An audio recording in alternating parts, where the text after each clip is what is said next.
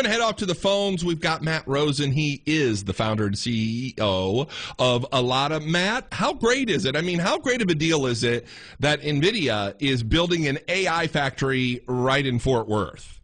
I think it's super exciting. I think that's a great win for North Texas. I'm glad to see a lot of these manufacturing jobs coming back on shore, and it's great to have them in our own backyard. So I'm super excited. Saw the interview with Jensen the other day, and excited what it's going to mean for the Metroplex and all the downstream industry and opportunities it'll feed. Well, I mean, isn't this a clear indication that President Trump's policies are working? I mean, it seems to be with the tariffs affecting anything that's shipped in. I think companies literally have no choice but to start reshoring manufacturing. You know, we gave it all away in the 90s, and seen the impact on the supply chains during COVID. So, and this is hypercritical, infrastructure that we build here in the United States, whether it be chips, memory, servers. I think it's great that it's happening here in our own backyard, giving opportunities to our workers, giving. As you know, AI is going to displace some opportunities, but here you see a great example of it creating 1,000 out of thin air right here in our own backyard. Well, and I'm glad you say that, by the way, because you're kind of reading my mind of where I want to go questioning-wise, because I feel like AI, data centers, technology are kind of getting a little bit of a bad rep when, in fact, we've got to move forward, right? These are things that we need to do if we want to continue to grow society, continue to create jobs, but better yet, continue to be a great country that America is, right? Completely agree. And we are in a little bit of an arms race with China. I mean, they, obviously have nationalized everything, and they're building data centers left and right and nuclear plants to power them, and they have a very positive spin on it. Where unfortunately what we've done here is I'm going to blame Sam Altman and Dario Amodei at OpenAI and Anthropic. For years they talked about all this doom and gloom and how 50% of work was going to be gone, and then all of a sudden they start to go public, and all of a sudden, oh no, we're just kidding. But the fact of the matter is, those guys aren't economists. They're technologists, and people were listening to the wrong people. And if you look at any technology revolution, whether it be industrial, agriculture, internet, mainframe, computers, any of them, there are always jobs displaced, and there's always many more created. We've never had a revolution where we had complete loss of jobs, which was kind of what they were predicting around AI, and that's just not the case. And so, unfortunately, there's a really negative narrative that a lot of people have been wrapped up in. I view this as, I'm an optimistic guy. I view this as very positive. It has its downsides, but I see a lot of good ahead. Well, no, I'm a realistic guy, too, and I like also what you said, national security-wise, we need to make things. I mean, we are living in a world where Iran's on fire, China and Russia, you got, those geopolitical opponents. We are not, you can't go in with your your blindfold on, right? You have to create things. You have to produce things. You have to make things. We cannot we cannot sit here and go, oh, China, go ahead and make our medicines, or so-and-so do this. We have to do that ourselves, right? We have to. And frankly, we can't be dependent on Chinese models. And you know what they're doing right now is they're developing these open source models, which means you can download it for free. And they're trying to get people hooked on it and saying, hey, this is way cheaper than using American-made models.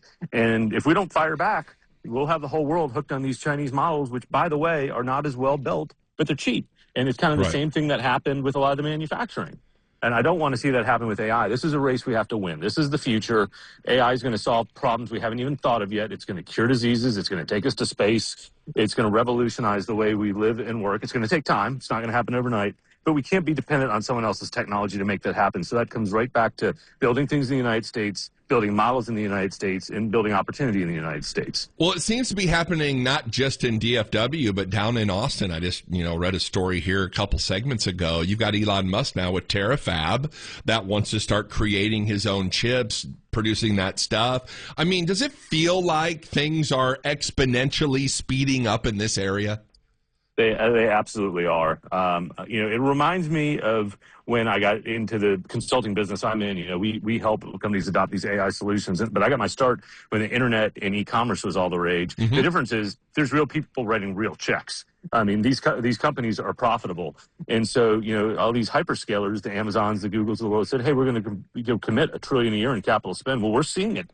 I mean, that's, they said the words. Now we're seeing the results of their actions and this investment. And it is getting faster and faster. These models get better by the week. They're hungry for storage and compute and water and energy. Right. And it's got to go somewhere. And so we're seeing that all play out. But yes, it's getting faster and faster. Consumers are using this stuff every day, and I think businesses are figuring it out as quick as they can, and we're trying to help them figure it out. And I think it's a really exciting time to be alive. Oh, and I don't disagree. I feel like we're living in the pages of, like, Star Trek and whatnot, where you're seeing, the med bay, and you talked about AI, how, you're going to go to the doctor, and we're already seeing these machines that can do these really intricate surgeries and those kind of things. But I want to shift gears just quickly here. We got a couple minutes left. Data centers. That seems to be the big sticking point, the argument. What's your take on the data centers? They're needed. We got to put them somewhere. Why? Because you need the compute. Okay. These AI models require heavy amounts of compute and storage to both train them and for what's called inference, which is when you do a search and it comes up with something that's, inference. And so if we're going to be reliant on these models to live and work and solve problems for us and cure cancer, it has to compute that somewhere. The electrons have to go somewhere.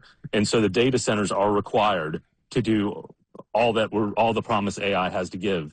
And so what I do like that, I think, President Trump has signed off on is a lot of these behind the grid data centers. Mm-hmm. There's a number of data centers going in Amarillo and Abilene that are going to be powered by natural gas or nuclear. I think we need to look for more opportunities to do things like that.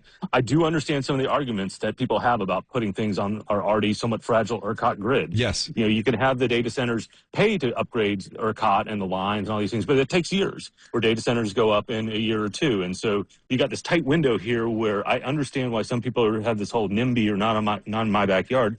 But at the same time, they need to go somewhere for us to stay ahead. And so I think one thing that needs to happen is communities and these data center builders need to come together and figure out how can they best be of service to the community.